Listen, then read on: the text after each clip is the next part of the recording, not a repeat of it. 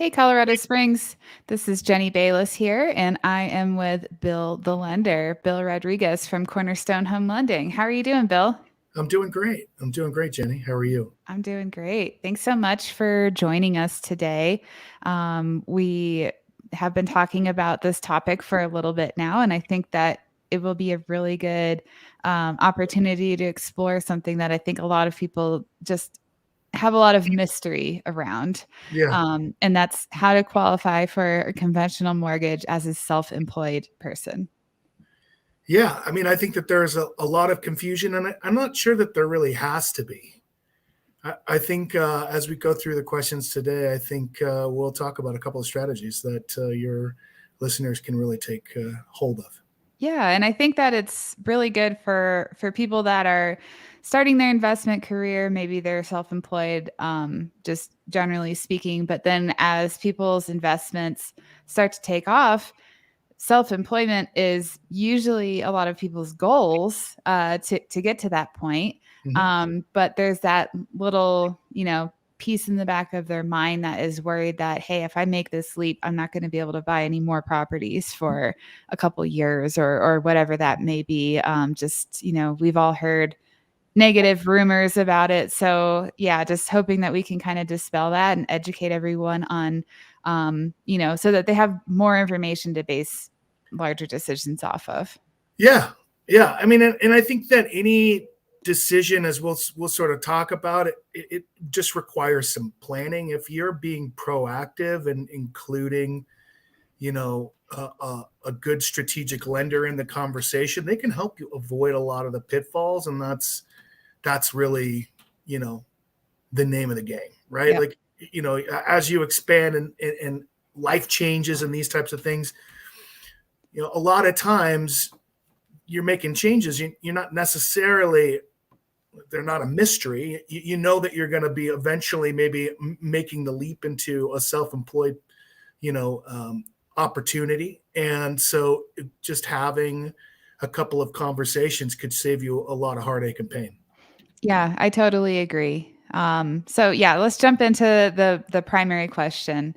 Why is being self-employed traditionally just difficult to acquire lending? And is it difficult to acquire lending? Can you expand on that? Yeah, absolutely. So I think just because you're self-employed doesn't necessarily mean that it's going to be hard for you to get a loan. Now, there are some additional underwriting requirements. There is some additional documentations requirements that you have to sort of navigate, maybe. But if as long as you're proactive and you can avoid the underwriting pitfalls, and I think one of the great things about your guys' team is that so much of your process on the front end is really all about discovery and understanding your clients' unique financial situations, their goals, and you can sort of get them in front of one of your lenders quickly so that they can have a really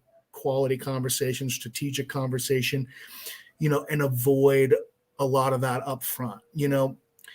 Sometimes our conversations with our self-employed borrowers, depending upon the situation, and every situation is a little different, they're 12 to 24 months out, because one of the things that we've seen with COVID was in 2020 that self-employed businesses, small business owners really took a hit, and there may be a year where they just have a ton of expenses, like a lot of businesses did in 2020. Or most self-employed business owners, they're writing off the majority of their income to avoid paying taxes, and really kind of, maybe, dare I say, hide their lifestyle a little bit in the tax rules and guidelines, because they're able to do that.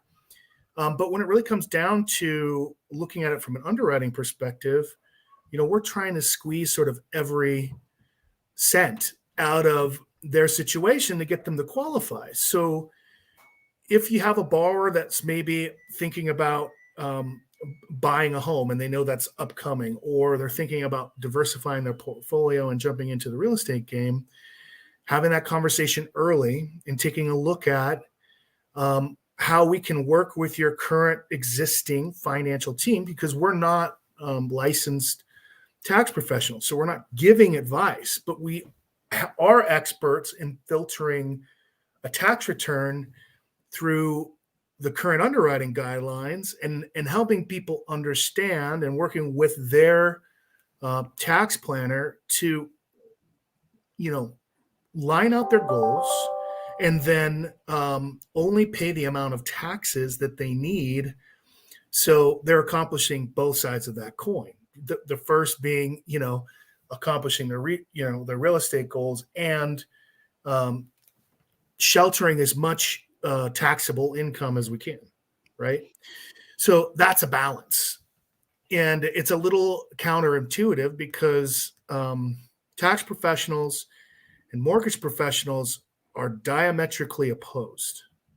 One is looking to save every dollar they can, and the other is looking to squeeze every dollar he can find or she can find to get you where you need to go. So what do you guys do in that case? Like, I imagine that there are certain line items that beneficial from a tax perspective, for example, depreciation. I know you guys are able to back that out. What are some other common line items on a tax return that you guys are able to kind of eliminate when it comes to looking at someone's lending profile in a negative way for those expenses? Well, that's a moving bogey because you used to be able to write off meals. Now you can't. You used to, you can write off mileage, add back in, 12 cents a mile. So you can do things like that. But a lot of times it really is just helping, looking at the overall expense for the business and saying, okay, so you may just not want to take all those expenses. Gotcha.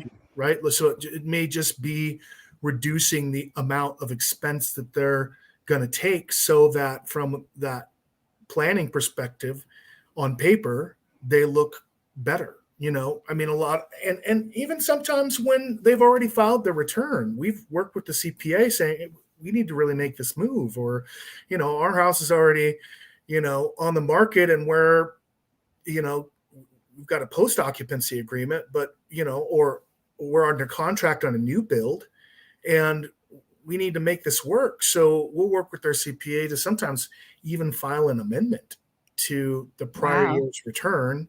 Okay. And help them not only prep for what they need, but also prepare for that potential tax liability. Because once you file, if you make any changes, then you're paying, penalties and what have you, and interest on stuff that you already claimed, right? You've already written off. That's interesting. I was thinking it was more, I guess, mathematical or methodical. Like, hey, these line items we can put back in. I didn't realize it was essentially tax strategy that you have to balance the difference between the lending side and then the tax saving side. So that's really fascinating. And I guess a self-employed person would have to decide what's more important to me this year, a tax savings or getting this property. Yeah. And, that's why sometimes having that proactive conversation over a 2-year period so that you're graduating the income over time, right? Mm-hmm. So you're not paying all of those taxes in that year and seeing a major liability. You're scheduling that out. You're looking ahead and saying, okay, so this is something that I know I'm going to do, or this is something that I know I want to do. Yeah. And a lot of your clients are on the hunt and they're developing a relationship with you guys over a period of time. And it's around that 18 to 24 month time frame, if I'm right there. And so knowing that that's eventually something that they want to do, or even like knowing that they're eventually going to make a move. Maybe they're a W-2 now and they're going to, the employer wants to keep them employed, but doesn't want to take on the cost of their benefits. So they flip them over to a 1099 because they want to retain the employee. But now they're going from a W-2 position to a 1099 position, and that's entirely different situation, because now you're an owner and now you have the ability to run your expenses through and filter that against your income. And from an underwriting perspective, there's a period of time that we want to see you manage your business. Mm-hmm. Interesting. Yeah, that's fascinating. I mean, I know that like speaking personally, I went, as you know, I went from a W-2 to 1099 over the past couple of years. And I just automatically assumed that I wasn't going to be able to get a traditional loan. And so, just speaking from experience, you guys were able to sort of dispel my hesitation. And it was more of a pleasant surprise since I went into it thinking that I wasn't going to be able to get anything. And said, no, actually, you qualify for XYZ. Oh, that's great. I was thinking zero. So, Right. Yeah. so No. that's great. Yeah. So having that conversation, I think, just if you're about to leave your W-2 job by choice, I think it's good to talk to a lender as well. Absolutely. Yeah. Well, and from that standpoint too, I think people just need to understand that there's some pretty common myths around the time frame required, Mm-hmm. and most lenders will say 24 months. And I'm going to let your listeners in on a little secret that it doesn't have to be that long. One of the unique things that Cornerstone has is called our production support team. And just like the name suggests, they're there to support production, which means that if you've got an interesting or unique or out of the box situation or a unique property or anything like that, this team is an executive level underwriting team that can make decisions even up to funding a loan that's non-sellable. So if you've got like a difficult situation, or in our case, we're talking about the self-employed borrowers, they can be a lot more sophisticated than your average borrowers because they've got money coming in from all different places. They've got different schedules. Depending upon their situation, it may need a deeper level of analysis. And a lot of times, other companies, the way that they sort of do things is they collect all the documentation and then it gets submitted to underwriting to be ratified, if you will. And that's where you kind of run into problems because you're not seeing what you should be maybe taking out of the underwriter's view, right? Or necessarily analyzing the tax return the same way and the income the same way that a conservative underwriter might. And this group of folks will pre-screen these types of situations, and they'll sign off on the income or approve the income and help you solve the income from a front-end sales perspective so that it never becomes a problem. And they will make exceptions. In our case, what we'll do, and this isn't a hard and fast rule here, it's going to be an individual case-by-case basis, but, we'll do self-employed borrowers with 16 to 18 months worth of history. Now, we like to see 10 to 12 months on a return, but that rest of the time could be made up in the current year with a year-to-date balance sheet and a year-to-date P&L so that we can see that the cash flow remains strong and they're continuing to grow and expand the business and it's cash flow positive.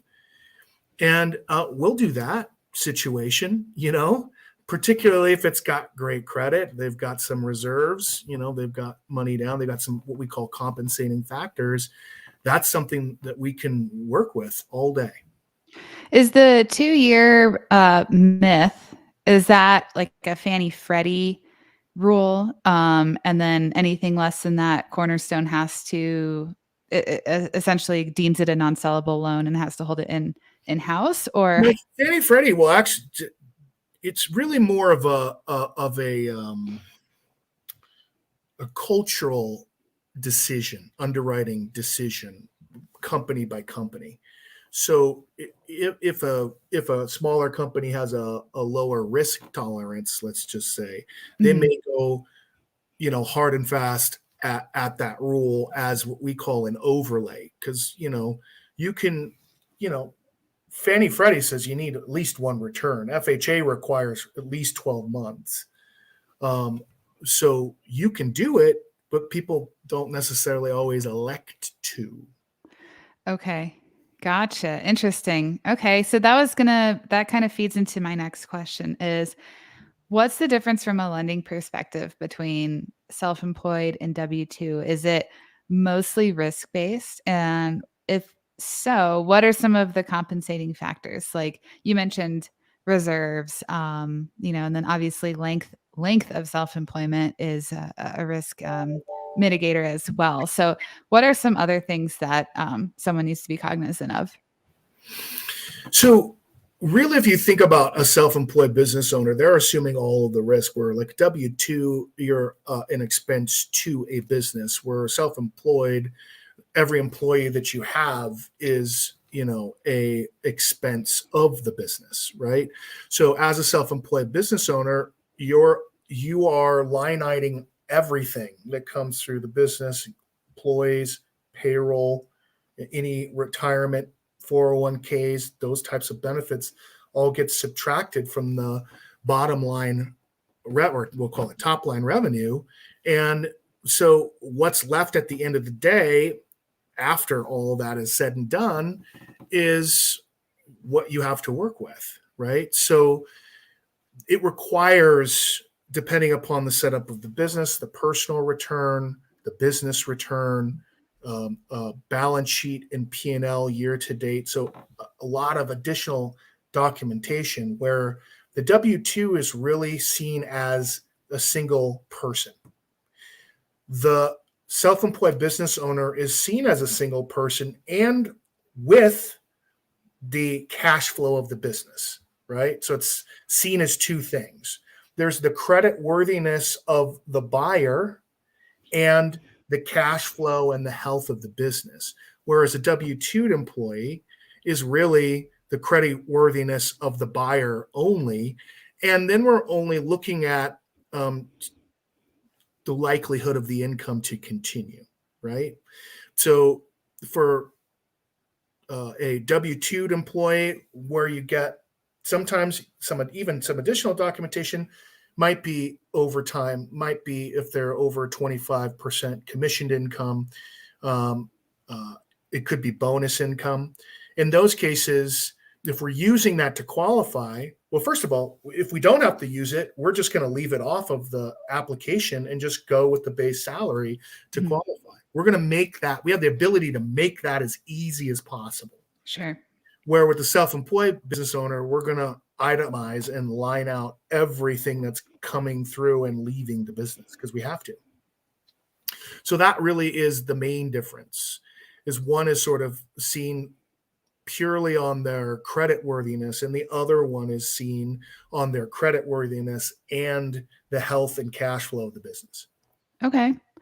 Are there certain self-employed industries that are seen from a lending perspective as more risky than others? Like ones that have, typically like industry-wise, a lower expense ratio, or, versus something that, maybe is equipment heavy, capital intensive, that sort of thing. Do you guys kind of bucket things that way, or is it on a case by case basis always?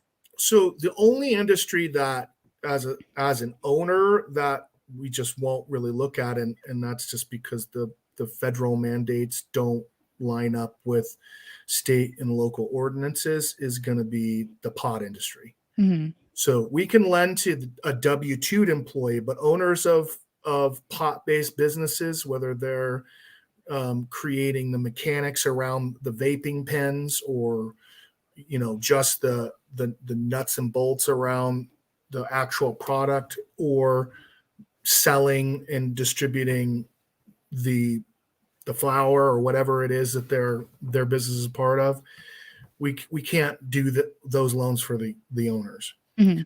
Otherwise, it's purely based just on, the bottom line, how much is coming in versus how much is going out. I don't care if you're sitting on a ton of inventory or you have capital expense related to equipment purchases. The only time that I care is if you're heavy in that year, then is that a one-time expense, which is also something that we could look at. You talked about depreciation. We can look at one-time expense in the same way, right? Okay. So if it's a one-time expense, I can show those receipts, explain what that is and why it's there.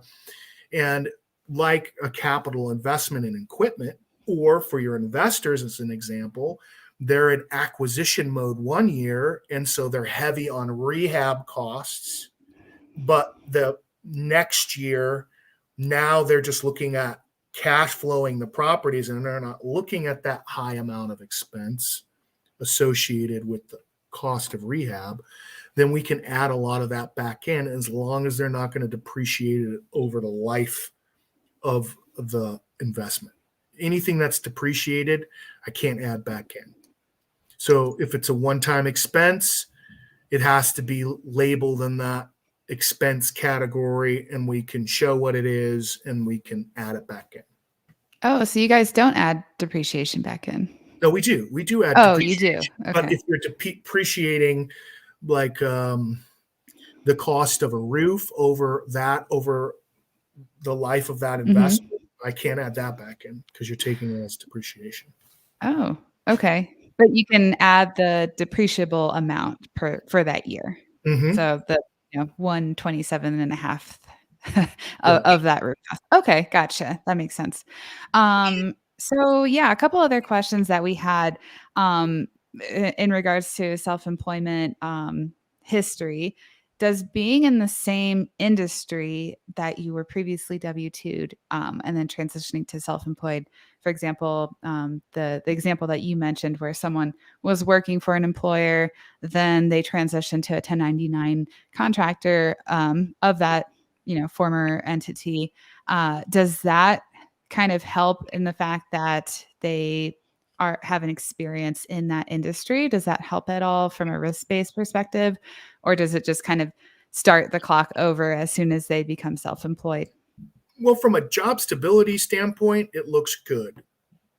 But you're still going to have a minimum of 12 months on a return, so that we can see if they are writing off, because the assumption is now the employer's not going to pay for the cost of doing business. Let's say it's a mechanic, and now, even though tools are something that they always have to pay for, but now we're going to write off all of the cost of the acquisition for the supplies that they need to do their business and write it off as an expense against their income, so they pay less taxes. So we just really need to see how that sort of lines out, because the tax return is generally regarded from an underwriting standpoint as the P&L of the business. So we have to have a P&L to be able to look at the health of the business. So yes, from a job stability standpoint, in regards where, because some people, they have a W-2 job, they hate their job, and they go off and pick a completely separate career. That actually is a bigger problem from that standpoint than being in the same position and just converting over to 1099, because now you have to substantiate your expertise in a new industry, right? And then run a self-employed business and show a healthy rate of return.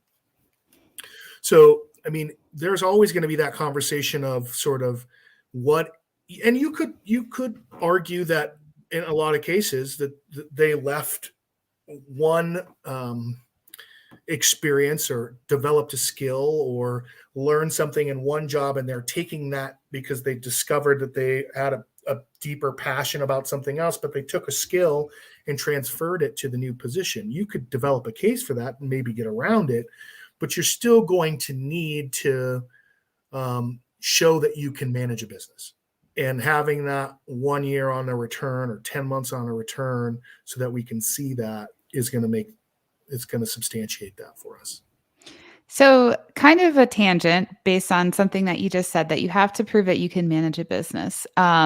Does having ownership of rentals for several years and showing that you are optimizing their performance, does that help substantiate the fact that you are, business minded, business focused, and help in any way? Property management experience, yes, it does actually. Okay. It would be self-managed. You couldn't, like as an example, there are plenty of W-2'd folks, customers of yours that work the W-2 job, acquire rentals, and then have it property managed. They're not Hmm. self-managing. And then they want to leave and retire from their W-2 job and become a real estate investor. But they still have to substantiate that with property management experience of 12 months, self-managed experience with 12 months, in order to make that transition. Now, if they did that prior to leaving their W-2 job, then we could argue with the underwriter that they have the appropriate amount of experience. They've developed that, and there would be no interruption. Does that make sense? Interesting. Yeah, yeah. No, that's very interesting. I know Chris and I have a, ongoing debate as to self-manage or property manage, and here's a plus one for the self-managing people. So Well, and even if it's just one, yeah. even if it's just one, so and maybe it's the self-managed, the second home, right? So you're doing all the bookings through your midterm rental whatever platform. You're managing that, right? If it's just one, and then the rest are then managed by a property manager, that still counts.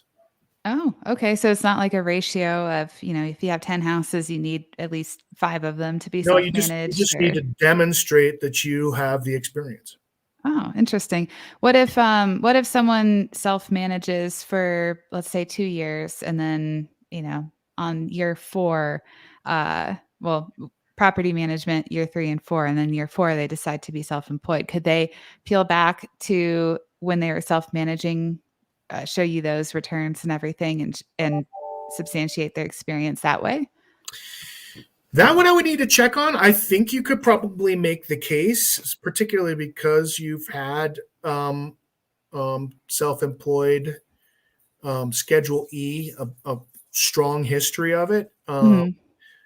I think that it would be easier to substantiate if all those properties were you had like a property management company that was in existence, that we could track back to with the Secretary of State to show that it was in existence back then. I think you could make an argument, but that would definitely be a conversation that I would have with my production support team. Be like, hey, what do you? Do we feel comfortable with this? What do you guys think? This is what we have, and make the argument. But I think you could make the argument. Hmm. Okay. That's interesting. Yeah, that was just a little tangent that I wanted to talk about based on something that you said. So from a lending perspective, I know we talked a lot about uh, strategizing between taxes and Mm-hmm. lending requirements. What is something else that someone can do to better position themselves if they're currently in a W-2 and they know that they want to become self-employed, but they have time on their side? What are some things that they can do to start preparing now? Well, the first thing I would say is like, we have to dive into their situation specifically. So, in the case that we talked about, the person who hates their job and they're going to a completely new industry. So, in that case, then, and they have time on their side, that's a key phrase there. In that case, they may really want to look at being in acquiring their primary or their new investment property while they have the W-2, because they know that they're at least going to have 16 months before they could substantiate, a window that they're not going to be able to buy, right? So they may choose to acquire in the W-2 phase, make the transition, right? Establish their, property management LLC or whatever, and then flip over to the self-employed, whether that's, buying pallets of stuff from Amazon and reselling, and then supplementing that with their Schedule E income as an investor. So they still have the practical experience while they're buying their primary residence and they're self-managing their investment property. So they have that practical experience to make the transition into the self-employed realm, as a real estate investor that's earning income and showing that they're experienced prior to making that shift into the self-employed. Now, if it's the situation where they are, and it also depends on what they're buying too, because primary is easier to slide into than an investment property, for your housing hackers, right? Because they're going now from doing that job, then being converted over to a 1099 employee doing the same job. They really only need 12 months on a return to be able to move forward in those situations under certain circumstances, FHA being one of them. Okay. To be able to make that transition. So really, it's just is how much time, energy, and effort, do you want to put into the planning process, and how proactive can we be in having conversations early, because things are subject to change too. So checking in on a regular basis and making sure that the strategy is still something that conforms with current underwriting guidelines is pretty important. Is it worthwhile for that individual, just to go off your example, the person who dislikes their job and then they want to be a self-employed Amazon drop shipper? So could they do some business, while they're still employed? That way it's still being reflected on their tax return. Mm-hmm. Is Yep. there, That like counts. just showing, okay. Yeah. So showing like practical experience. So maybe you're running it's your side hustle, right? That you're running concurrently with your W-2, so you can make that smooth transition. But it makes a lot of sense to take that side hustle as cash under the table, but fully report it so that you're showing a history, registering it as an actual business with the state of Colorado or wherever you are, so that you're substantiating the timeline of when it's been in existence, because that's when we're going to look. We're going to look at that this is an actual business that's registered, and then we're going to look on the returns to see if you've got any income and what that income's been, what it looks like. And even if you're not banging down the door of $100,000, but you have profitable income over a period of time, even if it's nominal, it still counts. Okay. That's very interesting. So I think that would probably help a lot of people kind of in their planning, for that. And then, so going to the more negative side, what are some hiccups that you see as a lender when a self-employed file gets to underwriting, or even before underwriting that you mentioned your process does? Like, what are some things that is just, we cannot help you guys on this, other than some of the timing perspective, and I guess if they're bleeding cash flow on that. But what are some things more nuanced that people need to be aware of? Losses. If you're taking, even if it's a slight loss, any business under 5 years, self-employed business under 5 years in existence, they're going to take a conservative estimate of the income. So, and the rule current rule kind of states, if that income's declining more than 4%, 5% is the typical red flag zone for an underwriter, then we're going to use the lesser.